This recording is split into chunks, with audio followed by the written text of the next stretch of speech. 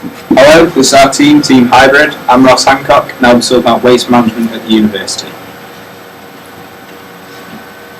I'm Thomas Boothby, and I'll be talking about energy use in academic buildings.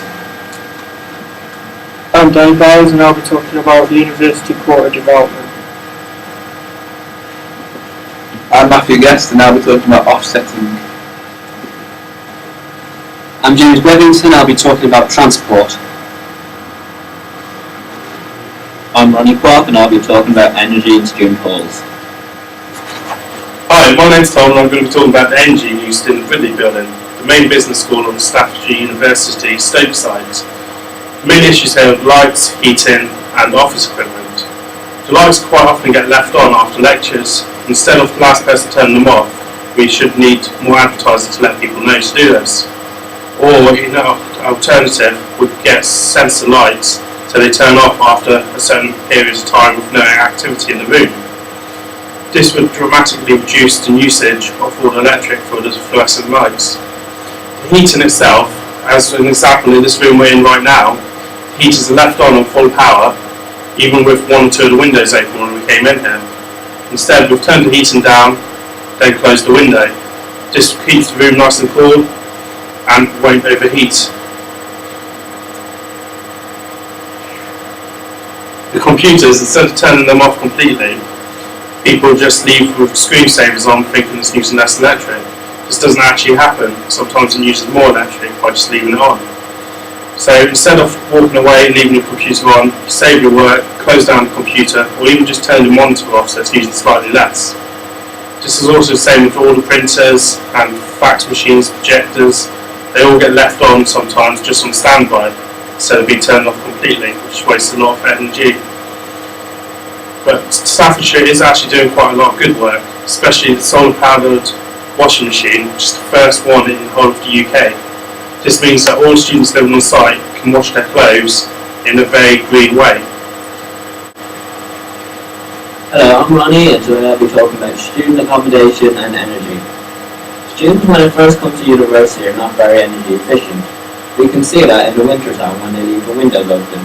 The reason they can do this when it's absolutely freezing outside is because they leave their radiators on full heat all day. The issue with this is that it costs the university money on supplying the electricity to heat up the radiators. The BCC have quoted that windows usually leave about 25% of the heat, and the roof being the next highest contributor on loss of heat in the house. The other issue with student halls is the whole business with light.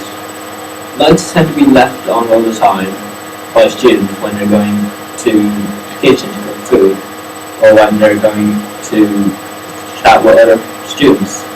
Another issue is that a lot of times in the main halls the lights cannot be turned off. This is for emergency issues. However, if you look at Clark's Cliff, another set of houses in the student accommodation, they have a system where the lights will turn off after a certain amount of time where no motion is around, or students can also turn them off once they're getting to the room. I believe the Staffordshire University should adopt the same method as Bangor University do. What they do is, every week they will give £25 to the halls that spend the least amount on electricity bills, and they want £100 to the hall that use less electricity for the term. This will encourage students to be more energy efficient and will make them more likely to turn off bills in order to gain that extra benefit. As far as the waste problem goes, the university offers a number of measures to attempt to help reduce waste around campus. Possibly the way most companies aim to reduce waste is by recycling, as does the university. There are bins all around campus with different types of rubbish placed in different bins, different colours denoting different types of waste, such as blue being paper waste. There are also a number of posters dotted around campus campaigning for students to ensure they dispose of their waste effectively and efficiently, such as the We Can Do More slogan. The university also has recycling stations around campus for students living in local accommodation, so that they don't just throw their rubbish away too. The cafe in the business school, Dolce Vita, runs an eco-cup scheme, which students can purchase a refillable cup for just £3.49, get a 10p off every purchase they make. This saves the students a lot of money in the long run and also helps the environment, reducing the wastage of paper cups too. Staffordshire University in itself recycles 61.41% of its total waste, which is equivalent to a score of 5 out of 8 on the People and Planet's University Green League's table for waste disposal.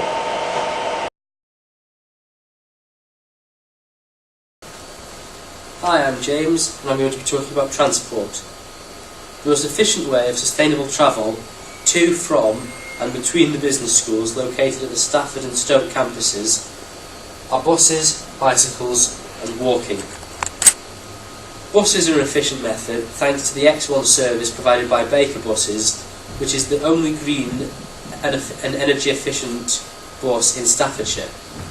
The university endorses this by providing a free bus pass to any students who require travel between the two campuses on a regular basis. However, for those who do not and require it for one or two occasions, it is also a very cheap method as the bus is not that expensive. For those living slightly more locally, bicycles are a much more efficient option as they consume no energy at all in using them. And thanks to bike lanes throughout the cities of Stoke and Stafford, as well as bicycle racks located on both campuses, they make for an extremely efficient way to travel if you live inside the cities. If you live extremely locally, or for travel across sites such as from Leek Road to College Road, then walking is the most energy efficient way to do this, as of course walking requires no energy and is free, and the distance between lectures is not actually that much, so there is no need to take a car from College Road to Leek Road. University Quarter Development is a grand scheme to help redesign the area within the University Quarter. By doing so, this will help create a highly skilled workforce as students will have better facilities to use during their time in education. This plan consists of three major partners: Staffordshire University, Stoke-on-Trent College and Stoke-on-Trent Sixth Form College. There are numerous plans in place to help redesign the area, one of which that has already happened is the relocation of the Sixth Form College. As you can see from the table, there are more plans in place for the future, which includes the redevelopment of the Stoke University campus. This will impact massively on students' lives as they will not only have better facilities to use, but it will attract more students and businesses to the local area. In terms of sustainability, they are using brownfield land, which is abandoned land, so they will not be depleting new land and resources that can be used in the future. The Green League ranks universities based on their theories and actions towards sustainability. Staffordshire University is currently ranked 40th on this list, 23 places above Keele, out of a possible 138. To be successful, you really want to be in the top 10% of this list. We also derived that the weakest areas for staffs are currently sustainable curriculum, renewable energy and carbon reduction. The community garden has an aim of getting staff and students together to produce organic food for in the university. They produce seasonal produce such as strawberries in the summer and sprouts in the winter. The carbon footprint is also reduced as there is no transport needed or very little of it. The nature reserve is an area of 10 hectares just off campus. There are many trees which take in carbon dioxide and many diverse species of plants.